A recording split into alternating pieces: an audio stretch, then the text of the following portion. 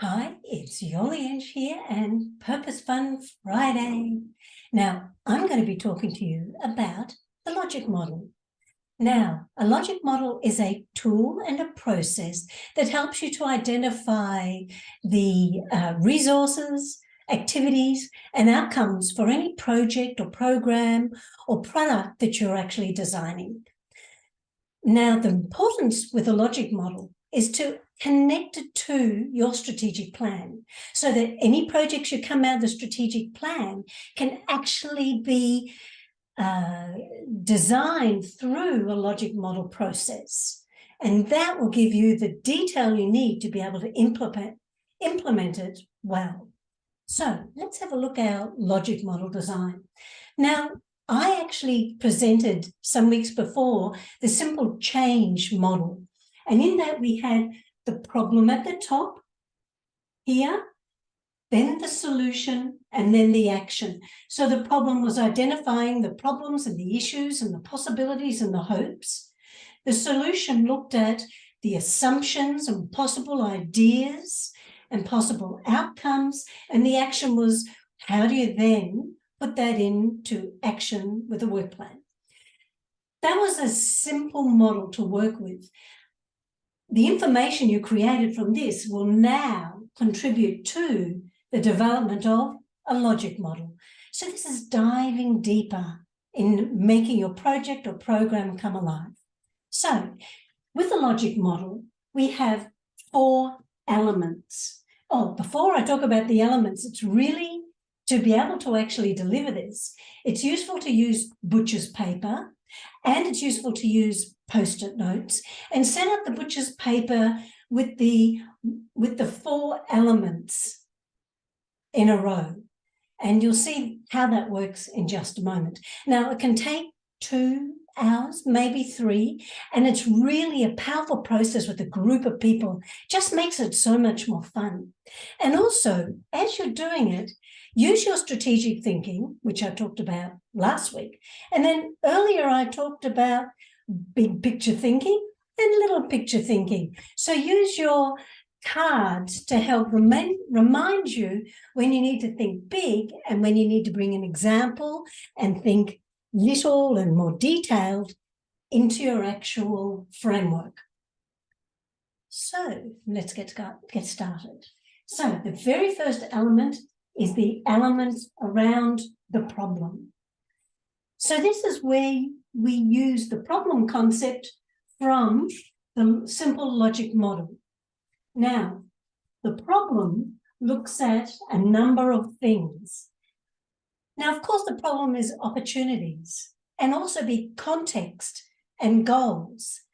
It's a framework of knowledge and understanding for which you can then design your project, program, or whatever. So you look at things like, what is the target group that you're focusing on? What are the needs that you're looking at? The hopes, the context, as I mentioned. Why does this problem exist? What are the goals of your organization or objectives that relate to what you're trying to achieve? Why initiate change at all? All of this information helps to guide what you're going to create. So, the needs. The next element is input. Now, the input is the resources and the infrastructure you need to be able to address the problem. And it also provides you with the detailed information to be able to achieve the following 2 elements.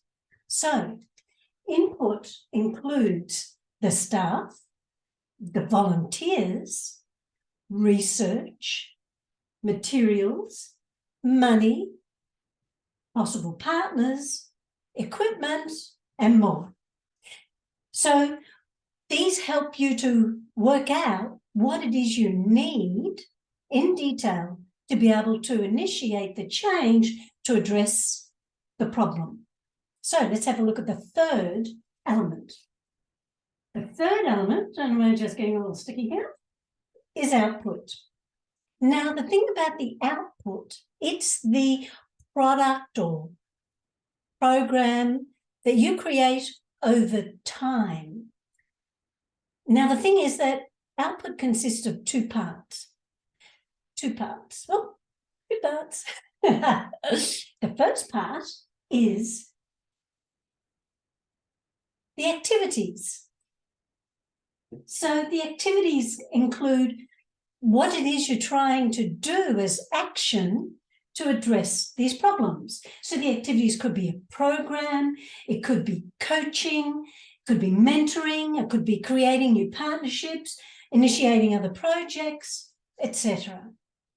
So these are the activities that you want to do for the target group, and these are the resources you needed. Now, the other part of output is participation. Now, participation are the numbers, the percentages, the duration, the frequency, the satisfaction of what you're delivering. So you might find that you need to have a certain number of people to make the activity work and to produce this, to address this need. Or you might find that the duration of the program is important because a short program may not produce the result you need to address this. You might need a longer program. So you think about the duration and also the frequency. One-offs may not work. You might need to do it more than once.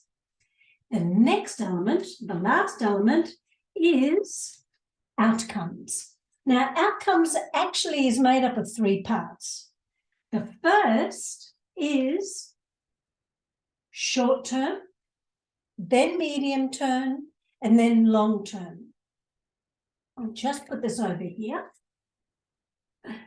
So the short term outcomes are outcomes around learning. So what knowledge do the people gain involved in the program or product, whatever your activity is? What are the skills? What's the attitude, the dreams they may have, etc.? Those make up the short-term outcomes in a short amount of time, you know, during the program or just immediately afterwards, up to maybe 6 months at the most. Then you have the medium-term outcomes. Whoops, just move this along. So with the medium-term outcomes, they are related to action.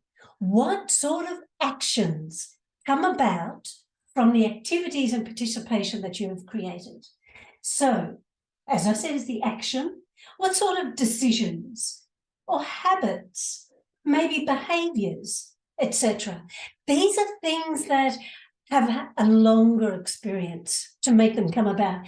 These things, these are ways of being that require some lead-in and preparation and practice to be able to, you know, produce.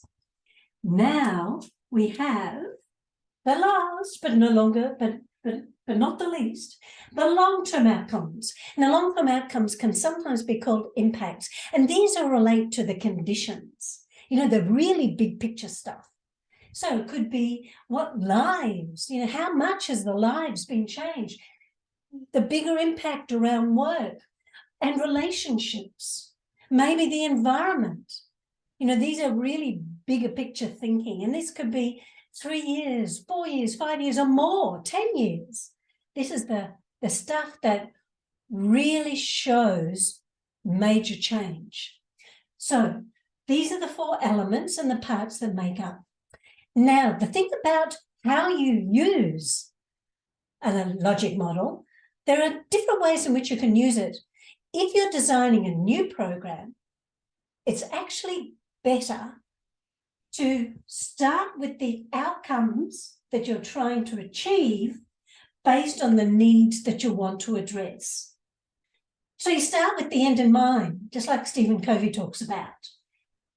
And then you also look at, well, what are the needs that we're trying to address? And you work backwards and forwards with those. And then from there, you start to think, okay, what sort of activities can I do to achieve these outcomes? And do those activities address these issues? And How much participation do I need for all of this to come about? And then what resources do I need to produce these activities?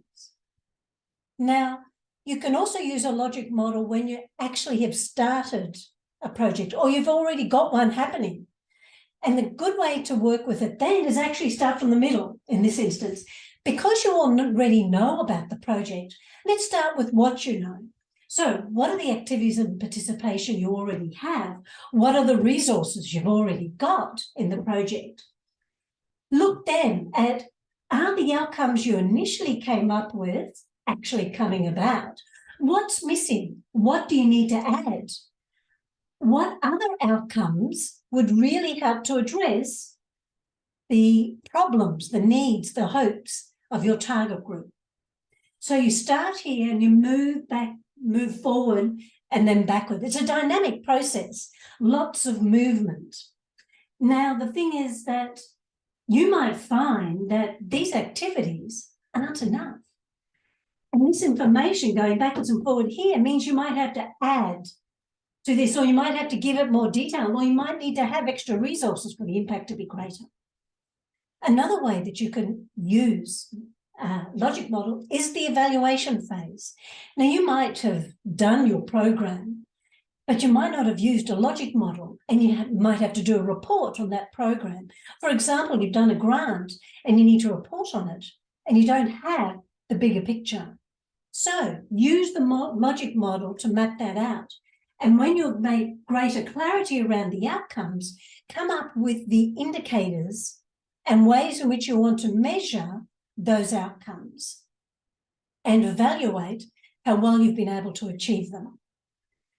Then the last way that you can actually use it is in communication. Now, this is communication with people in your team, communication with other organisations that you want to get involved, communication with maybe even potential funders or potential other supporters. So the logic model is a way in which you can show them an overview of a particular project or program, or your whole organisation, or a particular goal. It can also help to communicate the work that needs to be done by the staff in terms of who does what in each section. It also could be a way in which you can inspire motivation and engagement with those supporters and players to get involved with what you're trying to achieve. Now, it's a really fun and exciting process, and I recommend you make it fun and use different sticky notes that are different colours, and have everybody put their ideas up there and start to whittle them down and bring them together and identify patterns. And then when you finish your draft model, then give it a bit more detail and check it out and edit it. And with the final one, either create it in the diagram or as a beautiful infographic, and you can put it up on your board in front of you or your wall in front of you, so you've always got it to refer to, or as a handout. There's many ways in which it can be used. So look at our resource and you'll find more detail around the whole logic model process. Okay, enjoying talking to you. See you, bye.